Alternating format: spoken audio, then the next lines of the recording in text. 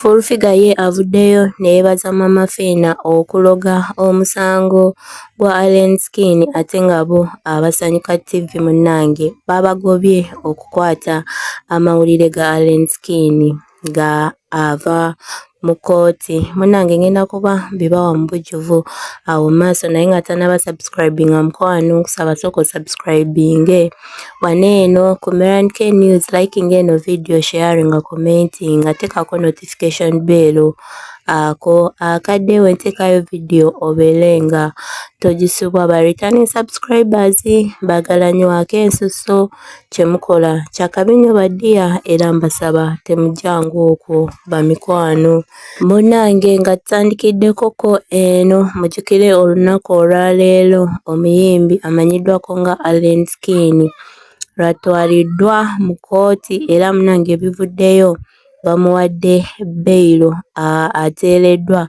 So munnange omukyala Full figure avuddeyo ne yeebaza Mama Phina mbuno yeebale okuloga omusango nayongerako awo bingi kasoke matereko waneeno ka video ke then awo maaso tugenda kuba tukomawo ne Byasanyuka TV ka video kaakano katukomewo. Nebaza Mama Phina omulogo yaloza omusango gufiireyo ddala naye bannaye yaloza abalwadde bitegana bisatu tugende maaso. Nebaza Mama Phina yaloza omusango guveeyo. Mama Phina n'atuwa ne ssente ezeeyimirira n'atuwa n'ente abaana bagirye n'aŋŋamba abaana bonna banywe soda aŋŋamba boyagala motoka namba bayita motoka ya soda baya ssente. Naawe kankwebaze era okuyomba kwaffe kuddamu January kyokoze kuddamu wa aji January nkwaniriza n'omwaka n'ebivume bikambula naye kati olwaleero I appreciate empala nafo naawe vuddewo sasa muntu onaddamu muyita akunoga ali akimanyira ssente tokimanyira ssente Jennifer njagala lyensansa lyojawuzi kati mukubye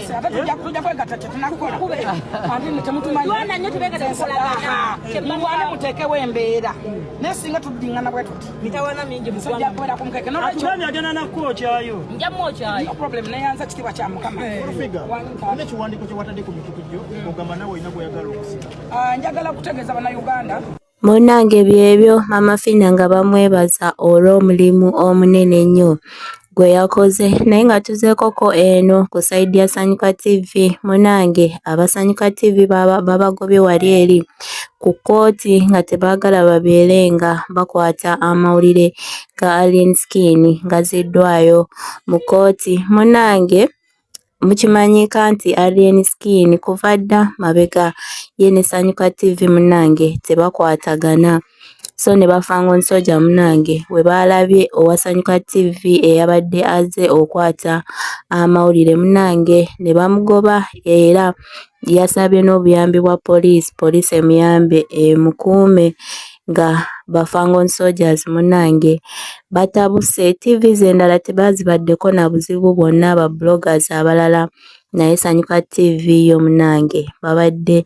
tebaagala kugirabako wantu wonna wadde n'akatono. Kambalekereko eno video mugirabe mubeere bulungi mweraba. Omusajja oyo gw'olaba bamuyita Brian Wako. Brian Wako tuli wano ku kooti naye ssebo abantu bagobye Sanyuka TV wano.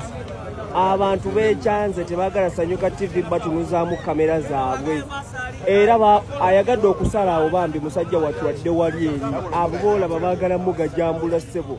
Simanyi oba Sanyuka TV yakola ki, simanyi oba Sanyuka TV yakola kyali yeni kati ali mu kukuba ssimu ayise ne security bambi agezaako okusala ddeeri ne baagala mukuba bikonde bambi Brian Wako waffe. TV endala bali free nazo naye abantu bangi obalaba abantu bangi Sanyuka TV eyo kajje bagobye agezaako okukuba amasimu agezaako okukola ki naye Sanyuka TV bagiganye. Simanyi kiki abantu bakoze obubi okusanyuka.